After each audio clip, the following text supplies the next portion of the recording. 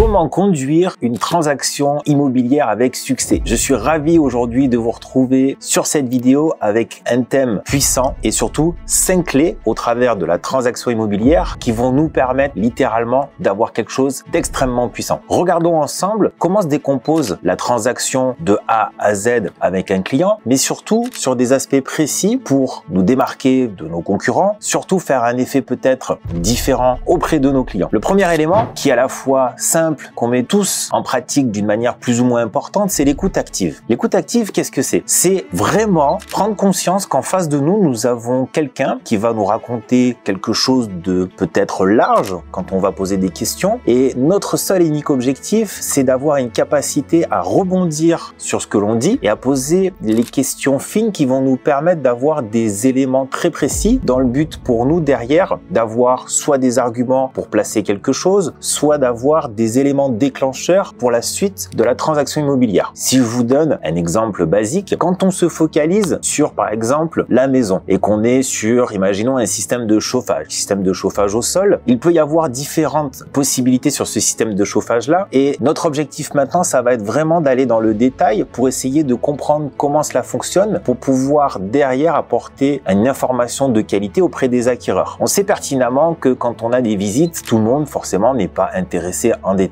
parce qu'il va y avoir comme mode de chauffage. Mais notre rôle à nous, c'est de récolter toutes les informations dans la globalité, avoir tous les éléments en détail qui vont nous permettre derrière de pouvoir être professionnels vis-à-vis de tous les segments d'acquéreurs que nous aurons. Et l'écoute active, quand on est en rendez-vous là avec les vendeurs, est extrêmement importante pour 1. Tous les détails du bien immobilier et 2. Sur l'aspect du projet de notre client. Et c'est d'ailleurs ce deuxième élément que je veux absolument mettre en lumière. Dans une transaction immobilière, il y a plein d'éléments clés, bien évidemment, qui vont faire qu'on va réussir à vendre. Oui, certes, il y a la maison, il y a l'environnement, il y a le fait qu'on peut donner quelques conseils sur des améliorations à apporter, sur du rangement, qui vont valoriser, qui vont faire en sorte que le coup de cœur peut être déclenché. Mais le focus, pour nous, en tant que conseiller immobilier, doit se faire sur, j'allais dire, un élément, un seul élément, disons le majeur. L'élément majeur, c'est vraiment le projet de la personne qui est en face de nous. Il faut comprendre quelque chose, c'est que vendre un bien immobilier, ce n'est que le processus par rapport à un projet. On a en face de nous quelqu'un qui,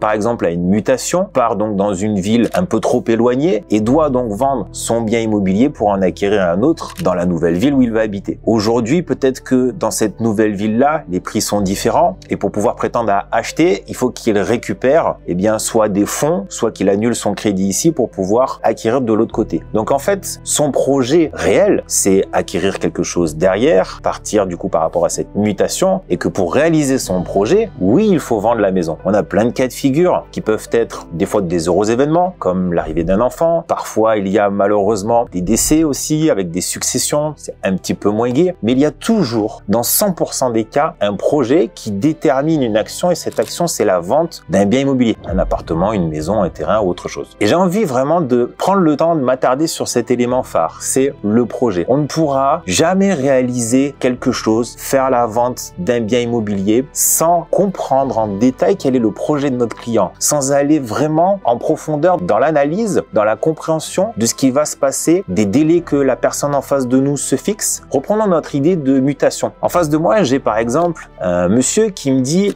écoutez, moi dans 6 mois, je suis muté sur une ville à 800 km. D'accord? Il faut absolument donc que dans 6 mois, je sois dans mon nouveau logement. Je veux en plus, parallèlement à la vente ici, acquérir là-bas, donc ça se fera plus ou moins dans les mêmes délais, mais je veux dans ces 6 mois-là être là-bas. Et ça, c'est très important, par exemple, de le décomposer, parce que ça ne veut pas dire qu'on a 6 mois pour vendre cette maison. Bien au contraire. Une transaction immobilière en France, on sait que la moyenne, la durée moyenne, c'est à peu près 3 mois entre le moment où on a trouvé quelqu'un qui veut acheter et l'acte authentique, puisqu'au milieu, on aura un compromis de vente, très certainement un financement, des demandes en urbanisme ou autre, et ensuite un acte authentique où là, les changements de propriétaire se font, là où on va obtenir l'argent de la vente et inversement de l'autre côté quand il va vouloir acheter. Ça veut dire qu'il faut faire tout simplement une soustraction et enlever 3 mois à son projet. S'il a donc 6 mois par rapport à son délai initial, il va falloir donc enlever 3 mois, ce qui fait qu'il a seulement 3 mois aujourd'hui pour arriver à trouver un acquéreur et signer un compromis de vente, ce qui est un délai quand même relativement court. Et vous voyez ce petit exemple, on pourrait en faire beaucoup, c'est ce genre d'éléments qu'il faut prendre en compte. C'est l'accumulation des 2 premiers facteurs facteurs. Le premier, l'écoute active et le questionnement en profondeur pour comprendre, analyser, rebondir et expliquer les choses clairement avec notre client en face de nous et se focaliser sur ce projet qui va être le fil conducteur et l'élément qui va nous permettre tout au long en fait de la relation avec nos clients, la transaction immobilière, l'élément qu'il va falloir remettre en avant, refaire sonner la cloche quand il le faut. Eh bien oui, parce que quand on avance au fur et à mesure du temps, imaginons pendant un mois, on met en vente, il se passe pas grand chose, le propriétaire a voulu, comme dans certains cas, mettre un petit peu plus cher et puis se laisser cette fameuse marge de négociation. Et puis au bout d'un mois, il se passe rien. Il faut vraiment sonner la sonnette d'alarme, rappeler le projet qui avance. On n'a plus 3 mois, on n'a plus que 2 mois maintenant pour trouver un acquéreur et avancer. Il va falloir donc faire des choix et ce choix-là, très probablement, va s'orienter sur la baisse de prix pour réajuster et accélérer, avancer plus vite. D'accord? Le projet du client est primordial et c'est un focus absolu qu'il va falloir faire. Le troisième élément, c'est pas de place au hasard, quel que soit le cas de figure. On est dans un métier multifacette. On a aujourd'hui une capacité à devoir absorber énormément d'éléments pour les retransmettre en général à un acquéreur, ça c'est sûr, mais surtout orienter tout le monde, que ce soit le vendeur, que ce soit l'acquéreur, sur un financement, un artisan, un diagnostiqueur, un notaire, etc., etc., etc. Et comme je le citais par exemple tout à l'heure, cet petit exemple sur le mode de chauffage, il n'y a pas de place au hasard. C'est-à-dire que peut-être vous qui êtes conseiller en immobilier, vous avez peut-être moins d'appétence, moins d'envie de connaître des aspects techniques de la maison, mais peut-être que demain vous allez faire une visite sur cette même maison avec un acquéreur qui lui est très focalisé justement sur tout l'aspect technique. L'environnement, la jolie vue, l'ensoleillement, c'est annexe pour lui. Lui, ce qui l'intéresse, c'est l'aspect technique. Comment la maison a été construite? Quel type de chauffage il y a? Pour lui, c'est très important et c'est des éléments déclencheurs qui vont faire que oui, il va acheter ou non, il ne va pas acheter. Et notre rôle, c'est un petit peu, vous savez, de changer de casquette et de nous adapter, de faire l'effet caméléon avec des acquéreurs, de comprendre qui nous avons en face de nous et de donner les éléments qu'ils ont envie d'entendre. Et c'est pour ça qu'il est très important de ne pas faire de place au hasard et en amont, prendre toutes les informations nécessaires. Il faut tout prendre, tout noter, tout acquérir, tout prendre pour pouvoir redistribuer derrière. C'est extrêmement important parce qu'un acquéreur, dans 100% des cas, n'achètera pas s'il n'a pas l'élément important qu'il lui faut. Vous savez très bien déjà que l'image de l'agent immobilier n'est pas reluisante. On est des voleurs, on est des menteurs, on est des escrocs, etc. On est des incompétents.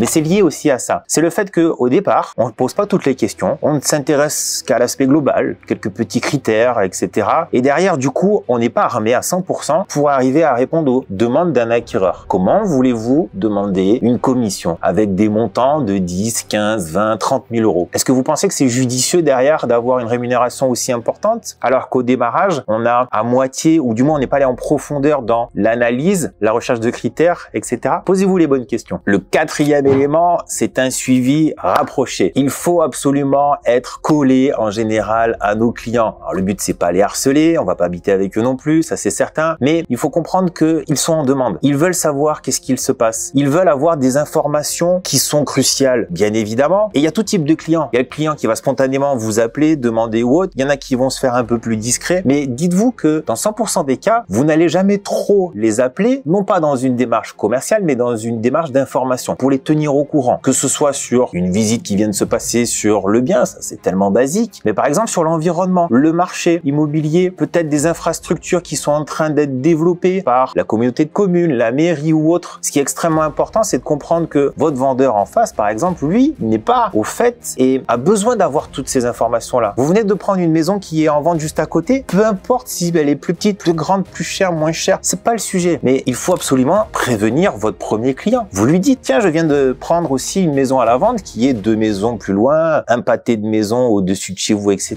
Tenez-le informé, expliquez-lui quel type de maison c'est, expliquez-lui si c'est avantageux pour lui ou moins avantageux parce que l'autre est quand même mieux placé en prix ou au même prix mais avec des prestations supplémentaires, etc. Le but, c'est tenir informé en fait les clients, mais surtout leur faire prendre conscience de quelque chose et en annexe de ce suivi-là, c'est continuer à perpétuellement créer un lien avec eux. C'est extrêmement important, extrêmement favorable après pour avoir une image de marque de vous qui est de toute façon importante et surtout quand on va rentrer dans la négociation ou dans des éléments plus impactants, vous allez être plus l'allié et vous allez être plus, j'allais dire le confident, mais vous allez être plus la personne qu'on va écouter, on va analyser ce que vous dites et on va prendre des décisions d'une façon intelligente plutôt que vous êtes l'agent immobilier, moi je suis le client, bon bah de toute façon vous êtes là pour négocier le prix, prendre votre commission et basta. Vous voyez ce que je veux dire? Le suivi va vous permettre de diluer cet aspect commercial et d'être plus dans un partenariat réel. Même en faisant une très bonne première impression au démarrage, si le suivi derrière est négligé, vous littéralement vous coupez en fait cette possibilité. Et le cinquième et dernier élément que je veux vous donner, c'est de donner plus. Donner toujours plus que ce que la personne attend en face. Ça, c'est quelque chose de magique dans tous les domaines commerciaux qui puissent exister, mais dans l'immobilier, c'est extrêmement